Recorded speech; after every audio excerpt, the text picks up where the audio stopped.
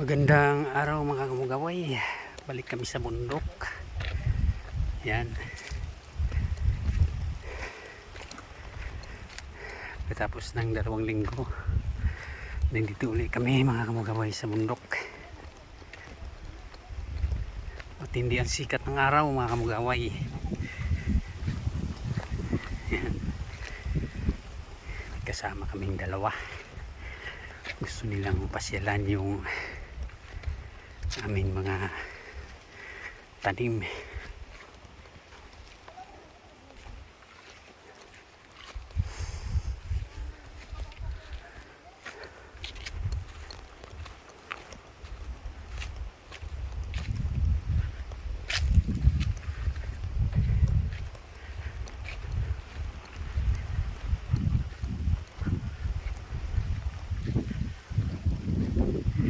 Papasok na kami sa gate.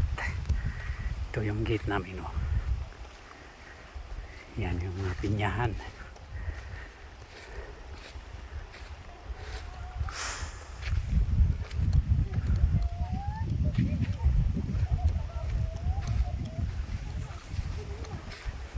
Okay, buhay na yung mga pinya mga kamukhaw, oh.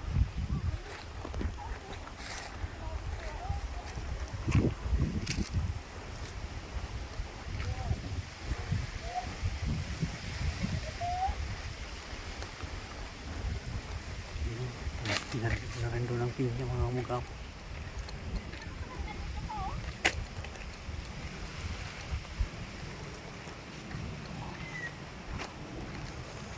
Lakas ang hangin ngayon mga kamugaway. So ayun, nabuwal yung aking tinanim na saging. Ang dami na nga buwal mga kamugaway dahil sa lakas ng hangin. Ito ang matindi dito. Hangin talaga ang kalaban mga kamugaway. Ang mga tinanim kong saging nabuwal. Ayun, oh. Hindi pa nakapamunga, nabuwal na. Ito pa.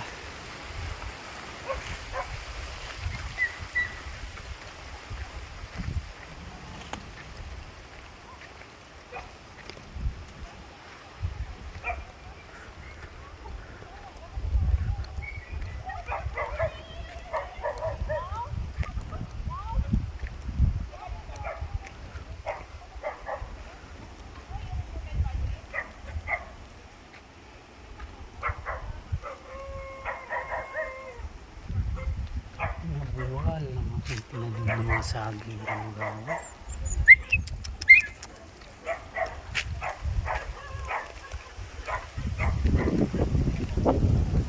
Liit!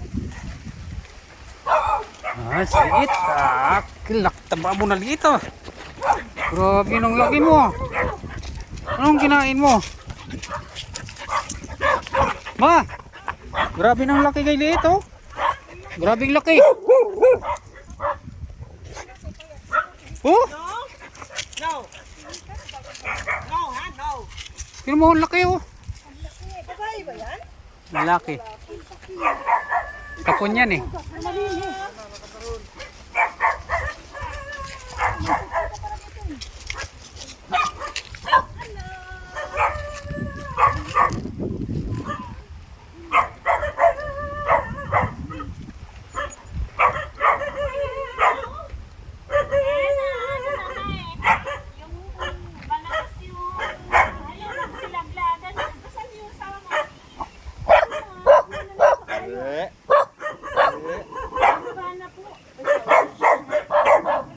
Ba't hindi yan pinutol? Hindi pinutol. Yung saging.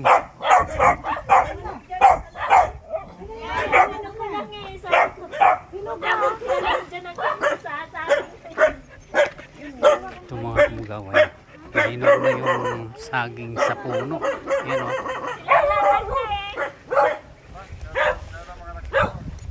Sobrahan na sa gulang. Hindi nila pinutol. Ha?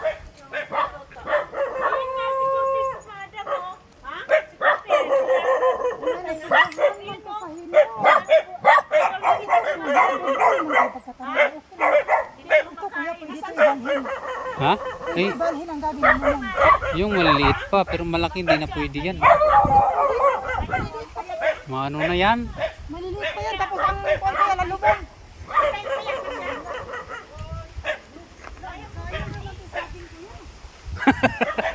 Hindi nila pinutol, pinabayaan. Ha? Sino yan?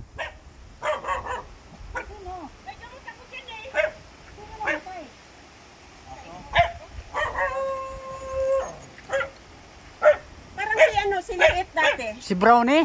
Oo, naku, iuwi mo yan ha.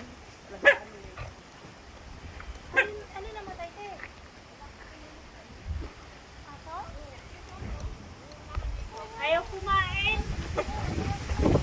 Oh, kawawa naman yung aso ko.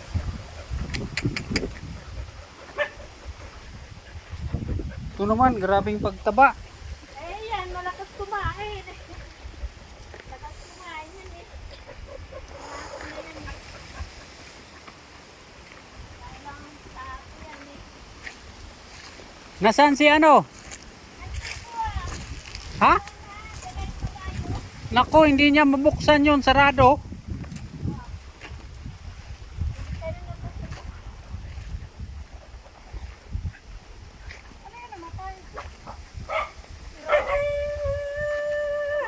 Dyan kanina eh.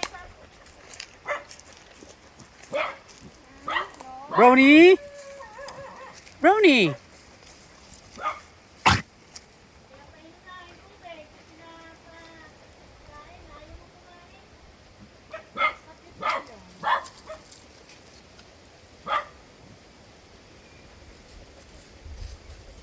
Sobrang kahilog.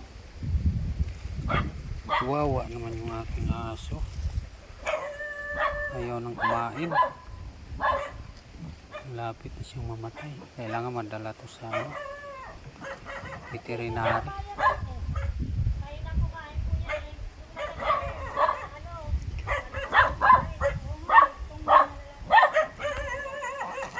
Ito, mga mahina ang kumain. Pag mahinang kumain, mapili na aso. Nako,